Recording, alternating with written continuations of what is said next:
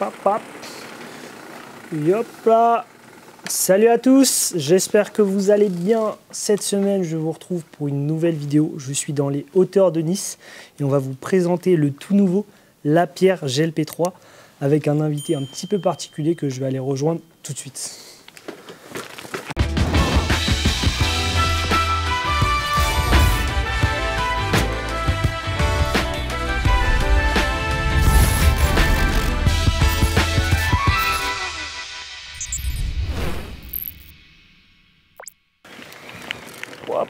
Oh. Salut Jérôme. Salut. Ça roule? Ça va et toi? Écoute, ouais, plutôt pas mal. Où est-ce qu'on est aujourd'hui? Où est-ce que tu m'emmènes? Là, on est Carros Village, petit pays, un petit village dans l'arrière-pays. Ouais. Et au-dessus de Nice, bien sûr. D'où tu es originaire du coup? C'est ça. Et on va aller faire un petit tour sur mon petit spot d'entraînement. Cool. Avant d'aller rouler, tu peux quand même te présenter pour ceux qui regardent la vidéo et qui ne te connaissent pas? Donc Jérôme Gilou, je suis 2 fois champion du monde e-bike et 3 fois champion de France e-bike aussi. Tu peux me parler de ta carrière un peu pré-électrique? Qu'est-ce que tu as fait pour en arriver là? Et ben j'ai commencé par le cross-country. Et donc j'ai aussi la route avant, c'est ça? Cross-country et après j'ai fait de la route un petit peu plus tard. Dans 2e année junior. Okay. J'ai fait de la route et j'ai eu la chance de faire le Tour d'Italie junior. Énorme. Donc ça c'était bonne expérience. Et ensuite en espoir élite, j'ai pu faire le Tour méditerranéen. Cool. Et à partir de 2018, tu t'es mis presque à temps plein, on va dire, à l'e-bike. Est-ce que tu peux nous raconter un peu le pourquoi du comment, pourquoi tu en es arrivé là? C'est ça. Alors comment j'en suis arrivé là? En fait ça s'est fait un peu naturellement avec on va dire le patron d'un magasin que je connais bien, qui avait monté son team e-bike. Cool. Voilà, il m'a proposé de rouler avec eux. Et comme voilà, moi j'ai fait un peu de la moto aussi, j'aime bien rouler vite, j'aime bien tout ce qui est technique, je fais du triage, un peu toucher à tout. Et finalement, ça me correspondait bien. Mon gabarit et mes aptitudes, on va dire, sur le vélo, ça me correspondait bien. J'aime bien quand ça roule vite, le passage technique en montée, ne pas porter le vélo, très intéressant. Donc voilà, je me suis mis là-dedans et voilà, la sauce a pris, on va dire. Et oui, avec quand même des sacrés résultats, puisque tu as été 2 fois champion du monde. Est-ce que tu peux, pour nos abonnés qui ne connaissent pas forcément la compétition en élec, nous dire un peu comment ça se passe? Parce qu'il y a quand même plusieurs déclinaisons. L'élec un peu plus cross-country, un peu marathon, également enduro. Toi, qu'est-ce que tu préfères? C'est ça, moi j'étais mon palmarès c'est sur le e-bike cross-country. Ouais. Ensuite il y a le marathon aussi, donc avec le plus connu, le Tour du Mont Blanc. Ouais. Et ensuite il y a l'enduro, donc les Enduro World Series E que maintenant tout le monde connaît plus ou moins. Donc voilà, c'est vraiment les 3 disciplines e-bike, un petit peu comme le classique finalement, avec un moteur en plus. Mais toi tu es plus du coup cross-country et marathon, c'est ce que tu préfères en tout cas? Cross-country, marathon. Alors j'aimais beaucoup l'enduro, la façon dont ça avait pris en Enduro World Series il y a quelques années, un peu moins la façon dont ça tourne. Mais dira rien, on va pas rentrer dans les détails. Non, je rentre pas dans les détails, mais ça me plaît un petit peu moins. Mais c'est normal. Mais en plus, il faut rester concentré. Maintenant, le niveau a vraiment augmenté, donc il faut rester concentré sur une discipline. C'est compliqué de faire un petit peu tout. Et juste un petit mot sur cette discipline électrique marathon. C'est quand même, selon toi, c'est aujourd'hui la discipline la plus pertinente, j'ai envie de dire, en tout cas pour exploiter au maximum ces vélos. Qu'est-ce que tu en penses? Ouais, carrément. Alors, pour ma vision et pour la vision e-bike, c'est ce qui correspond le mieux. En fait, on peut vraiment voir les capacités du vélo, autant, on va dire, en autonomie, que sur la maniabilité du vélo. Ouais. Pareil, si on a un vélo qui est dur à contrôler, on va se fatiguer. C'est quand même une course sur 2 jours avec des longues spéciales, beaucoup de dénivelés négatifs quand même. Il y a du positif, mais il y a beaucoup de dénivelés négatifs, donc il faut quand même que le vélo soit aussi bon descendeur. Et puis c'est pareil pour le pilote, il faut un pilote qui soit bon techniquement en montée, qui ait la caisse pour tenir les 2 jours de course et qui descende bien aussi. Et trouver un partenaire qui nous corresponde, parce que c'est une course en équipe de 2. Ouais, c'est un peu le rallye raid, j'ai envie de dire, du VTTAE. C'est ça. Et du coup, depuis 2022, tu roules pour Lapierre. Donc tu es arrivé en 2022 au sein de la marque française et tu roulais sur le GLP2. Désormais, il y a le GLP3. Juste un petit mot sur cette période Lapierre, puis après on va aller rouler. Et j'ai eu la chance de rouler, on va dire même les 3 vélos. Okay. 2018, j'avais commencé sur Lapierre GLP tout court, du coup. Tout court, il n'y avait pas encore de numéro. Et donc j'ai eu la chance de rouler les 3 vélos. Et voilà, donc là on a le nouveau vélo, donc toi tu as le Alpine. Version Alpine, ça claque. Qui claque bien, ouais, très très beau. Version... Voilà, donc on va discuter un petit peu plus tard, là on va faire un petit tour. Ouais, ok. Et après tu me diras un petit peu ton ressenti et on va un petit peu montrer les nouveautés du vélo. L'évolution, super. Écoute, ça me chauffe, allez, on part rouler tout de suite. Allez, c'est parti, go.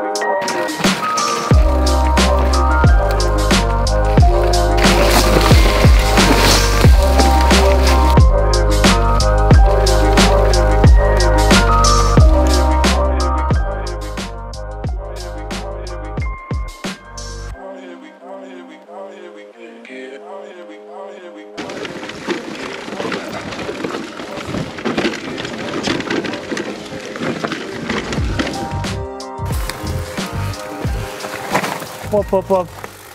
J'arrive pas à te suivre, Jérôme. Je suis pas Esteban Ocon, hein. J'ai une Alpine, mais tu vas trop vite pour moi. Du coup, premier tour de roue, t'en penses quoi? Eh bien franchement, assez impressionné, même si j'ai du mal à te suivre. J'ai l'impression que dans les parties vraiment descendantes, avec les grosses compressions, le vélo va vraiment bien droit. Enfin, ça file à mort, quoi. Je suis assez impressionné. Et pareil, dans les remontées un peu techniques, je le trouve vraiment vif. Qu'est-ce qu'ils ont changé en termes de châssis? Donc déjà, l'amortisseur derrière, on est passé en course de 65. Ok. Donc 170 mm devant et derrière. Ouais. Donc voilà, on a gagné un petit peu derrière, ouais, par rapport à l'ancien. Et pour les montées, on est passé en angle de tige de selle à 77 degrés. Redressé, c'est ça? Donc on a redressé de 1 degré la tige de selle. Donc en fait, tu te retrouves plus droit, tu charges un peu plus l'avant, ouais, et tu as une position plus naturelle par rapport à l'ancien. Donc voilà, tu tiens bien ton vélo, tu arrives bien à écarter les coudes, mettre ton poids en avant, garder le grip et éviter de cabrer. Surtout. Ouais. Donc comme on a vu tout à l'heure dans la petite portion raid. Ah ouais. Pour le coup, on ressent vraiment ces évolutions par rapport au GLP2. C'est ça, bah ça c'est les grosses évolutions, on va dire, de la cinématique du vélo. Ouais, on aura le temps de tout détailler ensuite. On finit le petit roulage et puis après on détaillera tous les points. Allez, c'est parti. Allez.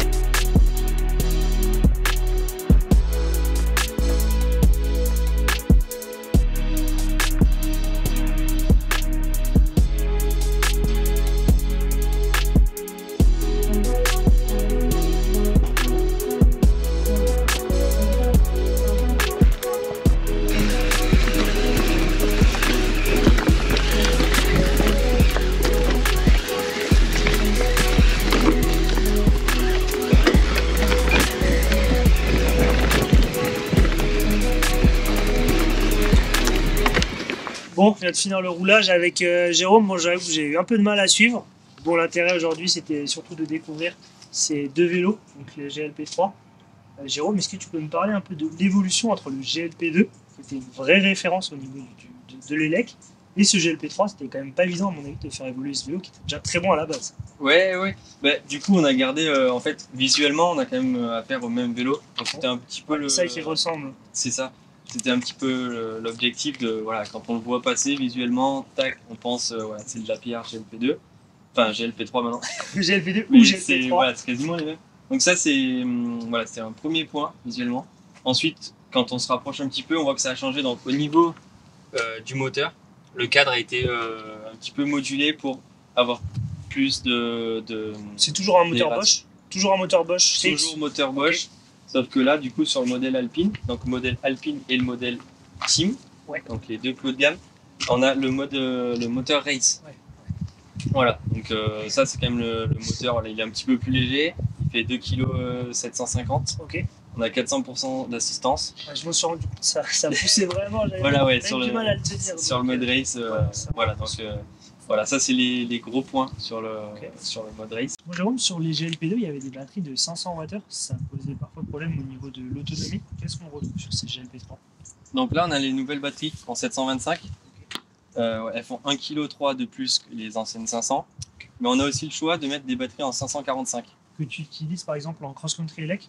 C'est ça, donc suivant les courses et aussi nous pour les compétitions on a des qualifs qui durent 5 minutes, donc on met des batteries plus légères. Okay. Mais même en tant qu'entraînement ou pour faire des balades le dimanche avec les copains, une 545 pour faire une boucle de 1000 mètres, 1200 mètres, c'est suffisant. On s'amuse aussi avec ça. On a du poids. Et également là je vois qu'on a l'écran, le display qui a été intégré dans le top tube. Ça c'est aussi une nouveauté du GLP3. Donc c'est ça. Donc là c'est vraiment la grosse nouveauté. C'est quand même l'intégration donc du display, l'HMI sur le down tube, donc au-dessus de la batterie, pour tout ce qui est démarrage du vélo. Bien protégé aussi comme ça. C'est protégé. On démarre le vélo, on peut régler les modes. Voilà, et c'est intégré. Ça fait qu'en fait on n'a plus rien au niveau du poste de pilotage. Juste la petite manette. Sauf voilà la petite manette mais sans fil. Okay. Donc ça c'est pareil, c'est une grosse nouveauté quand même, super intéressant. Voilà, on règle nos modes plus, moins. On peut changer notre display, donc l'affichage. Le gros avantage donc, du coup de la nouvelle génération, c'est qu'on peut changer les modes avec le téléphone. Donc on peut régler nos modes de race, personnaliser IMTB. Voilà, on peut les régler donc de -5 à +5. Donc ça c'est vraiment, faut l'essayer pour comprendre, mais voilà, on peut régler notre puissance, notre coupe, on peut régler notre vitesse aussi. Donc ça c'est la réaction du moteur à l'assistance. C'est ça, très intéressant. Voilà. Donc ça c'est le gros niveau du moteur, c'est vraiment la grosse nouveauté. Et forcément le fait d'intégrer une plus grosse batterie, j'imagine que ça a changé aussi la géométrie du vélo. Tu nous en parlais au milieu du ride, tu nous disais que le vélo était maintenant en 170. Qu'est-ce qui a changé au niveau de la géo? Et du coup donc au niveau de la géo, ce qui a changé, l'angle de tube de selle, on en a parlé tout à l'heure. Donc voilà, on a redressé de 1 degré, on est passé à 77 degrés. On a l'angle de chasse qui a été refermé de 1 degré aussi. Ok, d'accord. Voilà, parce qu'on est passé en 170. Donc pour compenser les 10 mm de débattement, donc, on a refermé un petit peu l'angle de direction. On a gardé 440 au niveau des bases arrière. Ok. Donc toujours avoir un vélo maniable, c'est ça les voilà, un vélo maniable. Et le fait d'avoir redressé le tube de selle, on cabre moins, donc on a pu garder des bases côtes. Ça c'est le plus. Comme on a dit tout à l'heure, on est passé en 65 de course au niveau de l'amortisseur. Ouais. Donc on est en 170 de débattement, devant, derrière. Vélo vraiment fait pour attaquer, pour descendre. Et pareil, donc on perd un petit peu en parlant du poids. Tout à l'heure tu parlais du poids pour la batterie. Ouais. On perd un petit peu de poids. Le cadre fait 3,3 kg. Il est un petit peu plus lourd, donc c'est pas beaucoup, mais un petit peu plus lourd que l'ancien.